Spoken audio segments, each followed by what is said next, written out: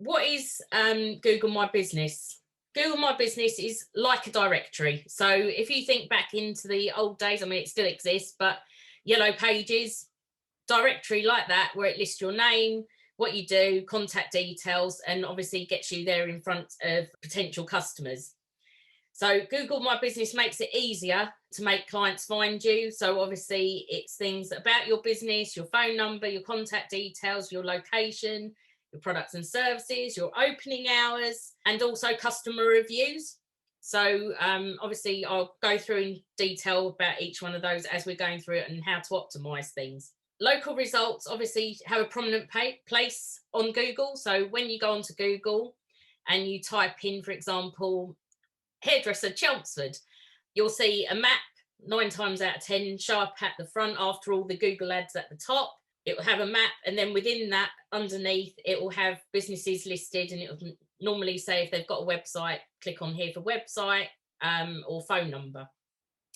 So obviously they have a very prominent page underneath the ad. So if you don't want to spend hundreds of pounds each month, each week on Google ads, which obviously mount up, then the next best thing is having a Google My Business listing.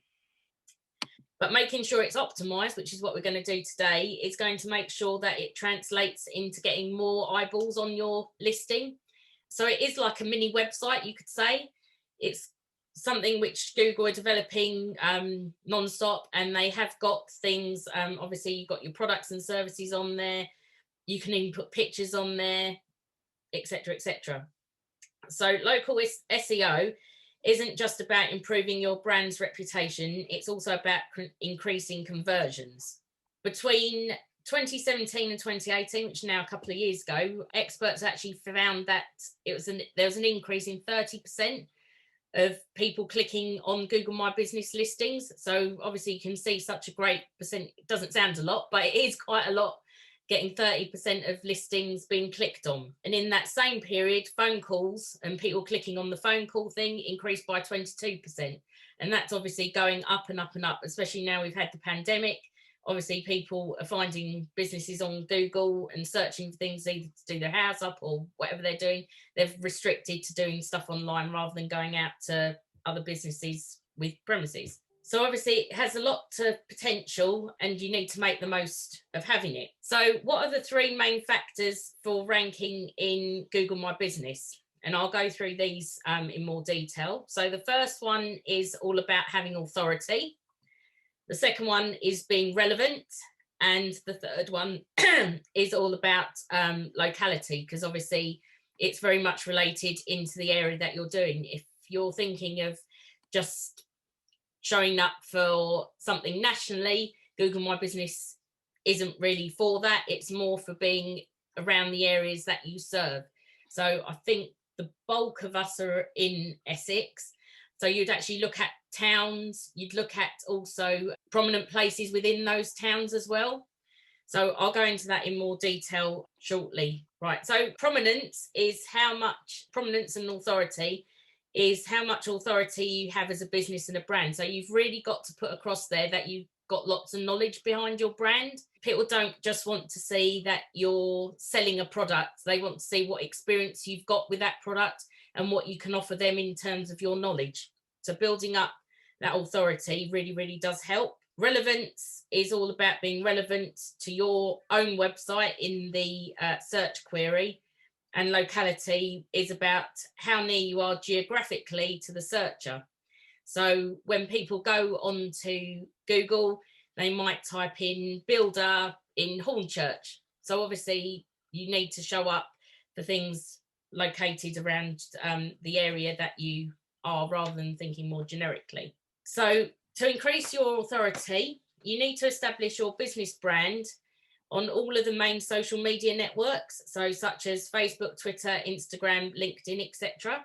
So make sure that you're on as many of those platforms as possible and linking them back to your Google My Business account. You need to build local citations, and by citations, another word for it is directory listing.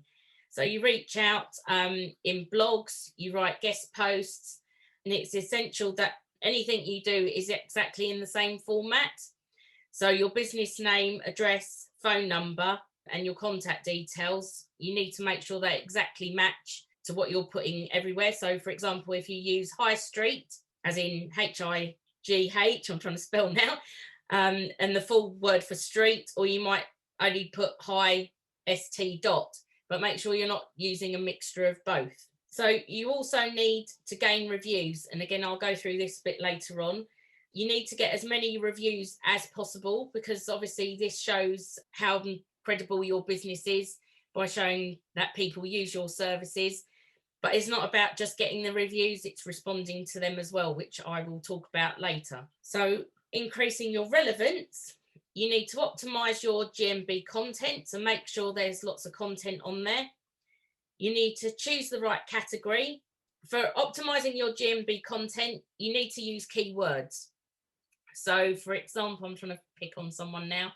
If you do facials in London, then you would make sure you're using those keywords and any keywords associated to your business in your GMB content. So every post you put, every description you put, you'll make sure that that's in there. But be careful not to overuse them to look spammy.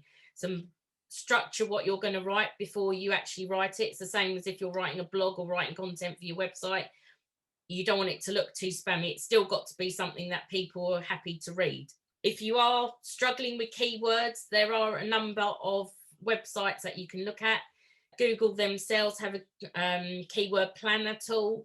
You've got Uber Suggest, which is another one where you can get your keywords, and there's literally hundreds of other ones as well. But they're the two that I mainly use, which are really useful. So do keep looking at your keywords and making sure you're utilizing them, because obviously it's those words that you want to come up for in the search engines. So choosing the right category, you need to pick the best category for your business, and you can also pick subcategories which cover all of your services. So obviously have a look at the list of what Google suggests and make sure you really think about what your main product is, and then obviously look at your subcategories as well. Third one is optimize your website location pages. So this is more for people which have their own website. If you have your own website, you might create what they call hidden pages. So you would have, you might have a page which would say maternity photographer Chelmsford. Then you might have another page, maternity photographer Braintree. So you keep using you create different pages for each of the areas that you service. They're not necessarily front end of your website, but they're still back end of your website. So people can actually still find the pages and it's still working for you in the search engines. Also, you need to optimize your Google My Business media. So upload as many images and even videos as you can. But when you actually create the file, make sure you name that actual specific file with your keywords as well. So if you've got a video and you call it video 1, that's not going to help you show up for being a Sensi consultant. It's not going to help you as a PT in Chelmsford or something like that. So make sure that any files that you do upload are actually labeled with your keywords as well. And make sure you add any alt tags to any images. Finally, on this screen, connect with external elements. And by that, I mean, obviously, connect it to your website. So if you have got a website, regardless on if it's your own website or it might be a network marketing one, but obviously you have your own page where you can direct people to, put that on there. If your name is too long, then you might want to use something like bit.ly or similar to condense it. And also make sure any social media profiles that you have, you also list, because obviously they ping details backwards and forwards to Google, and the more they can see you're connected, that will help not only your website, but it will help your Google My Business listing rank better. So the knowledge panel, this is what a knowledge panel looks like. Obviously, another word is obviously being a profile of yours, and you normally find that appear on the right hand side of Google when you search for any business. It's what searchers see when searching either for your business name. So if someone's met you networking and they can't remember what your website is, they might just type your business name in and that's what will come up. or if it has higher enough authority, going back to what I said before, then it can show just for your search term. So if you're optimizing it and putting in your keywords, you could actually also show up, your profile could actually show up just for that, regardless on if your name's mentioned in the search or not. Business name. So obviously at the top of your knowledge panel, you have your business name, nice and bold. It's really important to add the real name of your business without any modifiers. Google Maps and Google My Business often do suspend businesses that do otherwise. So I have seen, I don't think anyone actually on the call, they must have run away. But I have seen people put profiles, and I'm sure you have when you've searched for things, people have put their business name and then they put their keywords in the title where they are. So for example, for me, put Be Spotted, website, SEO, Basildon, Essex, things like that. You can actually be reported by anyone to Google for, or Google can find that themselves. If you're a repeat offender, they can actually get rid of your profile completely. It's often best practice to just stick with your business name. The rest of your keywords will follow in everything else you do, but it's really important to just leave your business name as your business name without stuffing any keywords into it as well. You should play by the rules, because your customers or competitors can file complaints against you. So obviously if you've disgruntled a customer, and we all have competitors out there, they can obviously report you for not putting the right one down. And it is an actual violation of the rules. So it is in Google's rules. It's not something I've made up, of putting extra keywords in that. So make sure you play by those rules. To complete your listing information, it's important to put your business description. Make sure you have target keywords in there, but also make sure, again, it reads naturally. You're not just stuffing keywords into there just to make sure you show up. It needs to make complete and utter sense. Google does reward you when you fill out all your GMB sections properly as well. So if there's any missing bits in there, make sure you're completing them. Take time to produce better quality listing than your competition. So again, where we've done this short exercise where you've looked at your competition in the area, if you find that ones in your local area don't really have much more than you do, or you think yours is even better than theirs, which can be the case, just look at ones in other areas as well, just to get an idea and a feel for what other people rank. So if there's not many people, if you're putting a village down as opposed to a bigger town, look at the people in the bigger town and seeing what they're actually coming up for. Obviously, the essentials are your business description, which I just said, your opening hours, which can vary. I know obviously during the lockdowns, people have changed their opening hours to fit in homeschooling and things like that. Just keep updating your opening hours. You might have seen on Google My Business, they actually have a COVID update thing as well. Make sure that's all up to date. You might be trading with no problems, but actually put that down there so people know. Again, categories, make sure you put the main categories and subcategories if they're listed as an alternative. And it's really important to put your phone number, address and photos. Now, obviously, a lot of us do work from home and you don't want to have your full address on there. That's understandable. I don't have it on mine. So your road name is absolutely sufficient. You don't actually have to put your door number on there if you want to remain a little bit anonymous, if you like. And obviously make sure you've got plenty of photos. So going back into the description a little bit more, make sure it's really informative and an extensive business description. Customers really appreciate if you give them more information about your business. And again, it will help in your ranking of your Google My Business listing and obviously your website if it's linked. Again, use Google Keywords Planner or Ubersuggest if you don't know what keywords to use. So Google recommends that business owners use at least 700 characters. So if your description is less than that, put some more content in there. If it's more, then try and condense it a bit. I don't say condense it right down to 700 and be spot on, but more or less 700 is great. And it shows Google that you know what you're talking about. And again, going back to the beginning, It shows that you have authority in your business and you understand what you're selling. Remember to include information related to your business or industry as well as relevant keywords. So don't just think about your business when you're writing your description. If you're really struggling and you think, well, what else am I going to say about my business? I've only got 300 words. Then think about your industry as an overview rather than just your business, because that will still be full of keywords to help you show up. Again, don't stuff your description with keywords, but make sure you keep it professional and someone can read it. It's often hard writing for ourselves, so if you were stuck on something like that, then obviously if you want me to read your description through, I'm more than happy to read it through. Please just tell me you want me to look at it and I will have a look at it and give you some feedback. Service areas. By this, I mean locations. So inform your customers about some specific service areas where you can provide services to them. Some people work from home, but some people obviously cover lots of different areas with their business.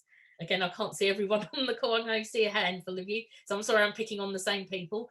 But for example, Kelly, she would provide balloons, teepees, you name it, different products like that. But she wouldn't necessarily stick to Hornchurch. She might go out to Brentwood, so she'd put that in there.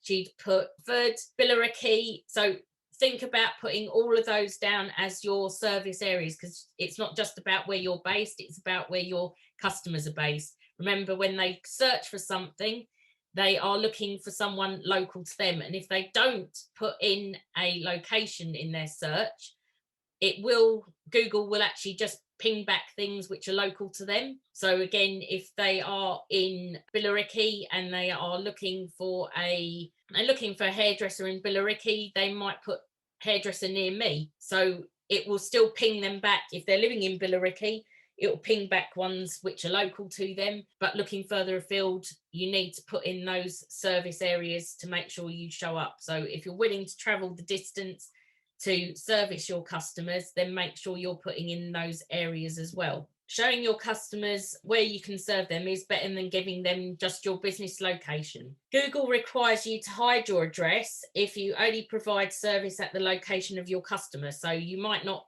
all work from home, you might actually have a physical premises, and Google requires you to hide your address if you only provide the service at a customer's location.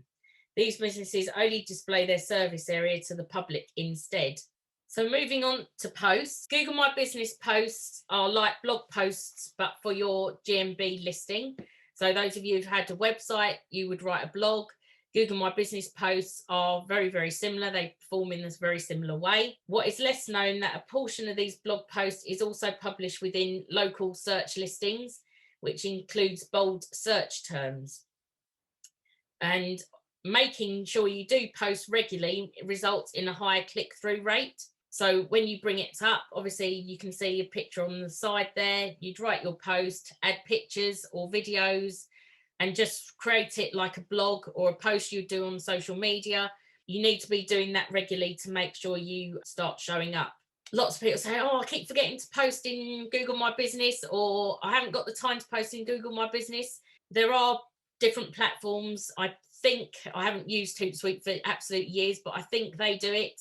The platform that I've just started using is called Poster Plan. I'll put all these links and everything in your post workshop email anyway, so you'll have all of this. But you can actually post whatever content you put on Facebook. You can select to put it on Google My Business as well. So it wouldn't actually take you any time. You wouldn't have to keep going into your Google My Business profile to create these posts. You can do it in these schedulers. The recommended number of words is 300 words for a post.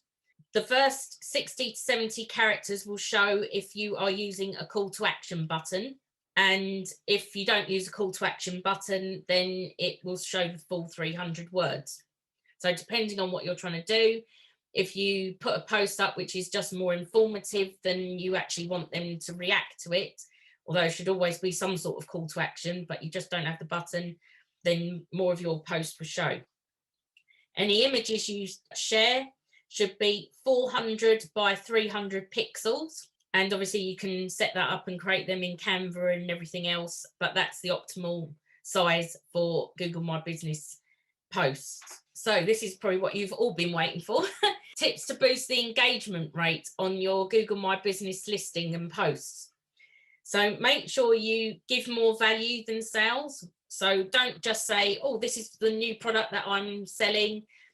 Try and be informative about certain things. So for example, Mel might do a post which talks about the downside to being in lockdown and people missing the chance of having their babies photographed, whereas they can actually do them now that we're starting to come out of lockdown, they can still have them done. So it's all about bringing more value. It's not just about sales all the time. Make sure you mix it up. And the optimal time is to post at least 4 times every single week on Google My Business. You need to make sure you split that into different things. So 70% would be news posts.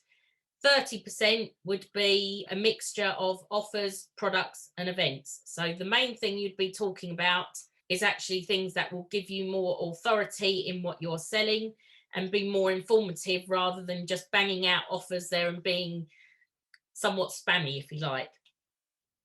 Make sure that you're relevant, your business, your industry, and your local area. So again, if you live near something that is prominent, you don't actually always have to use a location. You can actually Helen might put in there somewhere about Festival Leisure Park in Basildon or something like that. So it can be prominent areas which are local to you that you can actually put in as your keywords as well. And with those keywords, obviously you're targeting your ideal audience and what people are searching. Images must be compelling to result in engagement. So don't put boring pictures up there. Try and mix it up and put something which will actually shock people to an extent. So the ideal image size is 540 pixels by 405 pixels, and images should be PNG or JPEG file formats. If you are putting in call to actions for engagement, that is really critical to success, obviously, but instruct customers on what you want them to do when they read your post. It is quite important because obviously someone could read something and think, well, that's all very well, but what do you actually want me to do? Do you want me to buy from you? And you'll see on the graphic on the side on the screen, you've got different options. You can select none if you didn't want one. Again, most of your posts will show. You can get them to book online. You can get them to order online. You can put a link to buy online, learn more, sign up, or just simply call you. There is also a section on your Google My Business profile, which is often overlooked, and that is the frequently asked questions. Again, this will be in your knowledge panel, which you'll see there. It says frequently asked questions. If anyone puts a question in there, make sure you reply to anything which is put there. So it is key to keep looking back at your profile to make sure nothing's appeared, and make sure you can even add your own questions and treat it like a FAQ that you would do on a website. So again, if you are looking, you can put your keyword into Google, and on there you'll see something which people also ask. You can use those questions and pinch them and put them in your own frequently asked questions and then answer them. So this will help with Google to say, oh, hang on, this person actually lists what the answer is to this, and it will help your Google My Business rank better. Don't leave it blank. Obviously, lots of people might not bother and they might just go straight to contacting you, but create FAQs yourself in this section, as it will inevitably help you in the long run.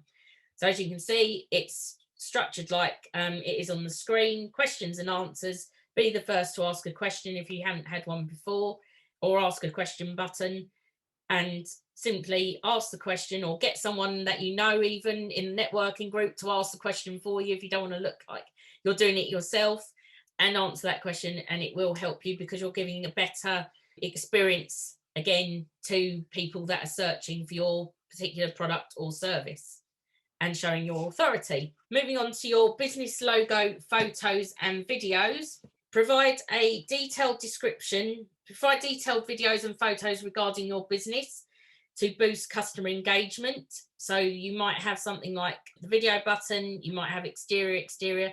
Obviously, it's not going to apply to everyone, but it might apply to someone with premises where you'd put the interior of your premises, or even indeed if you do work from home and you've got literally a shelf full of products, you might just want to put that as your interior. That's okay too. Make sure that you upload your business logo, and make sure you add a cover image to make sure you stand out. And make sure you also add new images each week, again, because obviously that's keeping it fresh and people are seeing new things, and you'll get more engagement that way and people seeing new things rather than the same thing all the time. Another feature is messaging.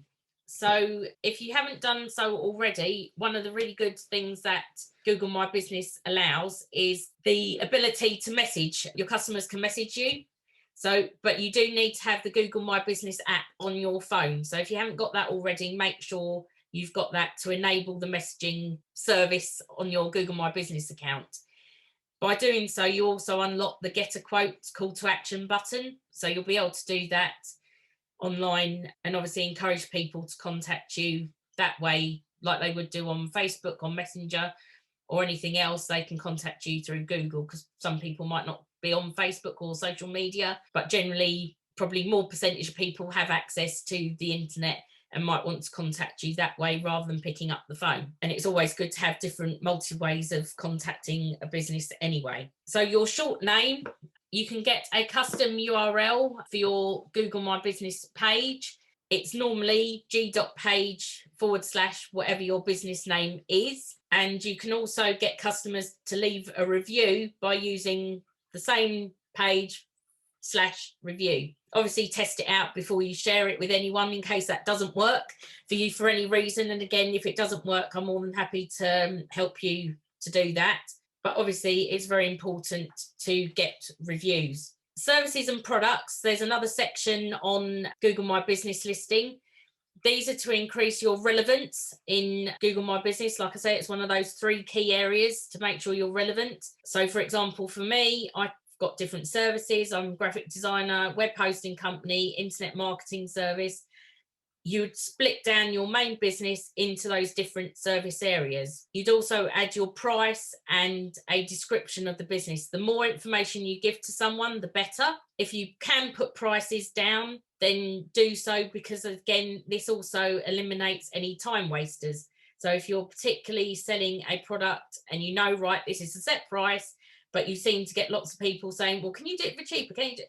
It's another way of confirming, no, this is the price, that is what you have to pay. So put that down, and it shows that you are also relevant to Google My Business when people are searching for those particular service levels. Your profile should also display the service or product images, and you can actually even get your customers to put images up there as well on your own Google My Business listing. So any interactions they may have, for example, I'm picking on Joe again, but when they get one of your lovely warmers, they might want to leave a picture there saying, oh, look at my lovely warmer.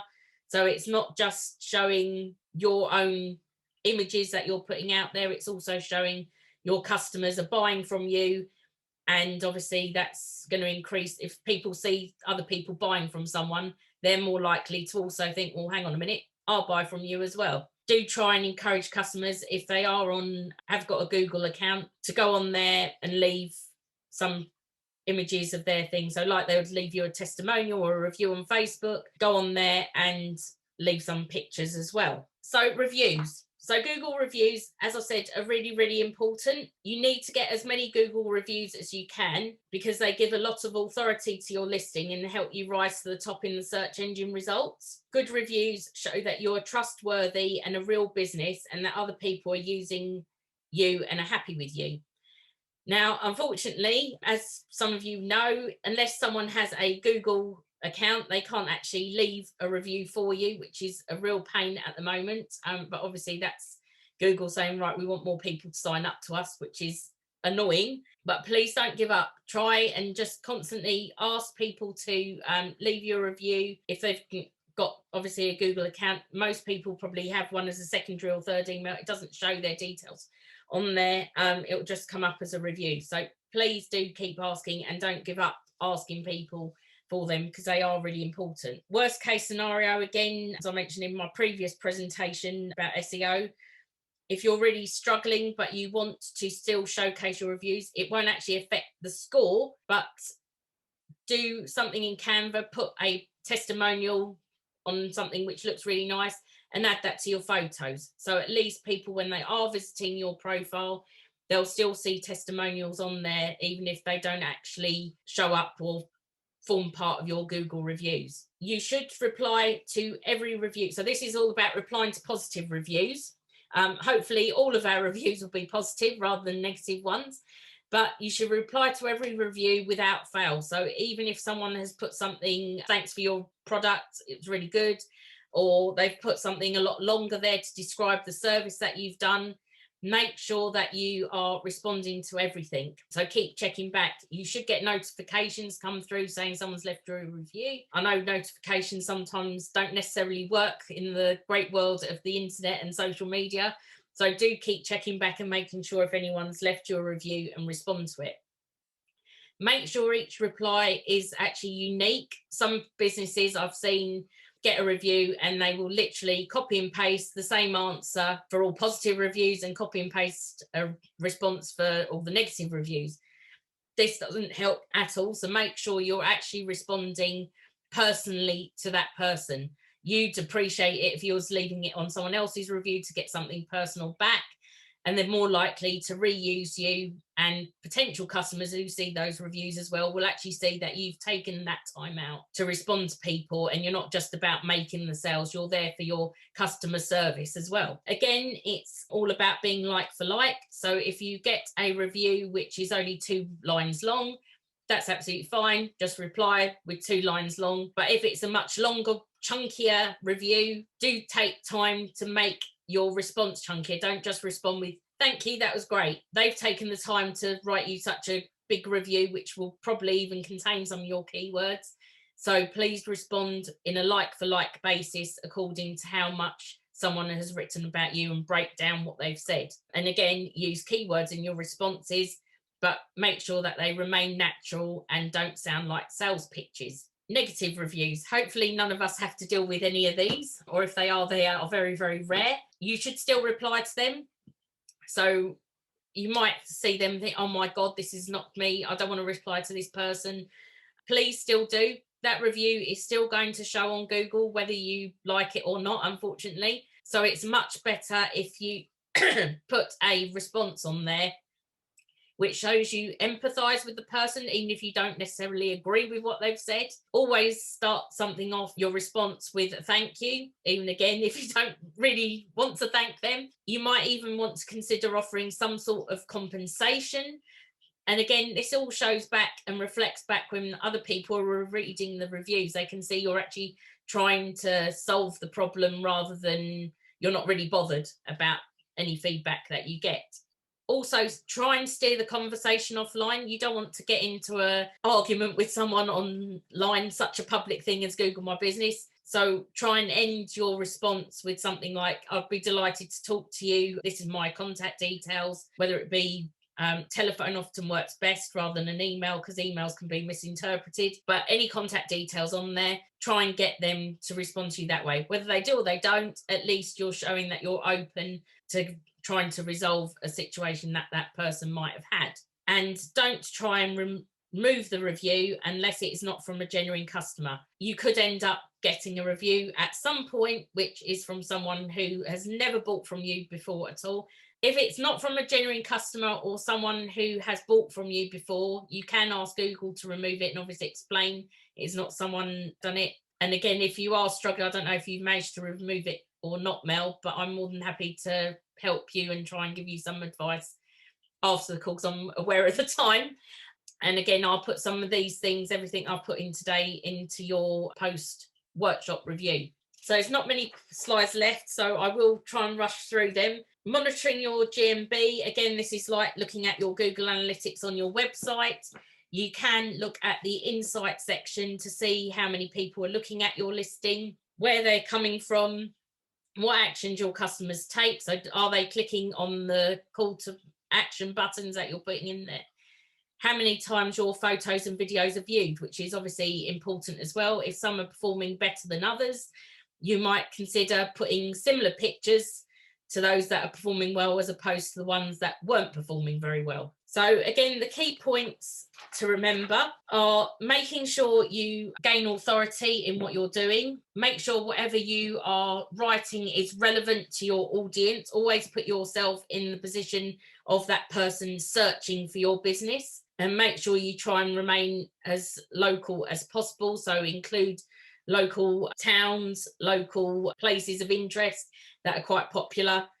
And the most important thing is to make sure that you are consistent and posting 4 times a week, updating your photos, getting clients to update photos, and asking for those reviews as well. So to conclude, I've covered quite a lot in the session. It's a lot simpler than people think, and it is a case of just finding your feet. But again, like I said, being regular and putting things on there, using the keyword tools, Ubersuggest or Google keyword planner, getting it out there. So thank you for being with me for just over an hour today. Obviously you can follow me on Facebook, Instagram and LinkedIn, and my contact details are there as well.